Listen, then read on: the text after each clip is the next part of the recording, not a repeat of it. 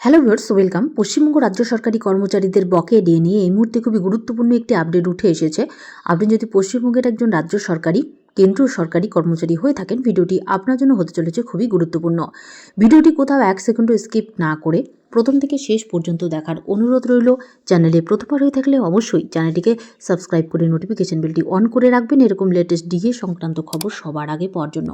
আর already যারা ইতিমধ্যেই চ্যানেলটিকে সাবস্ক্রাইব করে রেখেছেন তাদেরকে জানাই অসংখ্য ধন্যবাদ। তো বন্ধুরা, পশ্চিমবঙ্গ রাজ্য সরকারি কর্মচারীদের বকেয়া ডিএ নিয়ে এই মুহূর্তে কী আপডেট উঠে এসেছে চলুন এক নজরে দেখে নেওয়া যাক। সরকারি কর্মীরা কবে থেকে বাড়তি টাকা ঢুকবে অ্যাকাউন্টে? কেন্দ্রীয় সরকারি কর্মীদের জীবনে 2026 সাল এক বিশেষ গুরুত্ব বহন করতে পারে, কারণ এই বছর থেকেই কার্যকর হতে পারে বহু প্রতীক্ষিত অষ্টম বেতন কমিশন। যদিও এখনও পর্যন্ত কমিশন চালু হওয়া নিয়ে কেন্দ্রীয় সরকারের পক্ষ থেকে কোনো চূড়ান্ত সিদ্ধান্ত জানানো হয়নি, তবুও জল্পনা তুঙ্গে। সম্প্রতি কেন্দ্রীয় সরকার সূত্রে জানা গিয়েছে, অষ্টম বেতন কমিশনে মূল বেতনের সঙ্গে ডিএ এবং অবসরপ্রাপ্তদের ক্ষেত্রে ডিআর একীভূত করা হবে। এই বিষয়ে এখনও কোনো সিদ্ধান্ত হয়নি, অর্থাৎ বর্তমান নিয়মে কেন্দ্রীয় সরকারি কর্মীরা আলাদা করে ডিএ এবং পেনশনভোগীরা আলাদা করে ডিআর পেতে পারেন। এই সংক্রান্ত ঘোষণা আগামী জানুয়ারি মাসেই হতে পারে বলে মনে করা হচ্ছে। সাধারণত কেন্দ্রীয় সরকার বছরে 2 বার ডিএ বা মহার্ঘ ভাতা এবং মহার্ঘ ত্রাণ বৃদ্ধি করে। প্রতি বছর জানুয়ারি এবং জুলাই মাসে এই ঘোষণা করা হয়।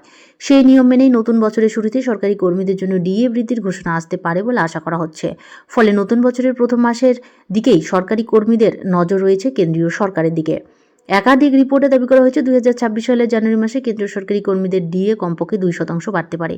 শুধু তাই নয়, এই বৃদ্ধির সঙ্গে বকেয়া এরিয়ারও দেওয়া হতে পারে। সম্ভাব্যভাবে এই বকেয়া 1 জানুয়ারি 2026 থেকে গণনা করা হতে পারে, যদি এই বিষয়ে কেন্দ্রীয় সরকার এখনও পর্যন্ত আনুষ্ঠানিকভাবে কিছুই জানায়নি।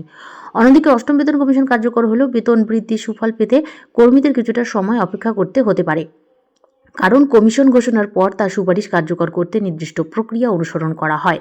বর্তমানে কেন্দ্রীয় সরকারি কর্মীরা 55% হারে ডিএ পাচ্ছেন, একই হারে অবসরপ্রাপ্ত কর্মীরা ডিআর পাচ্ছেন। এই মহার্ঘ ভাতা নির্ধারণ করা হয় অল ইন্ডিয়া কনজিউমার প্রাইস ইন্ডেক্সের ভিত্তিতে।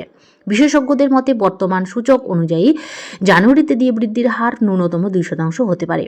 সব মিলিয়ে 2026 সাল কেন্দ্রীয় সরকারি কর্মী এবং পেনশনভোগীদের জন্য আর্থিক দিক থেকে অত্যন্ত গুরুত্বপূর্ণ বছর হয়ে উঠতে পারে বলে মনে করছে সংশ্লিষ্ট মহল।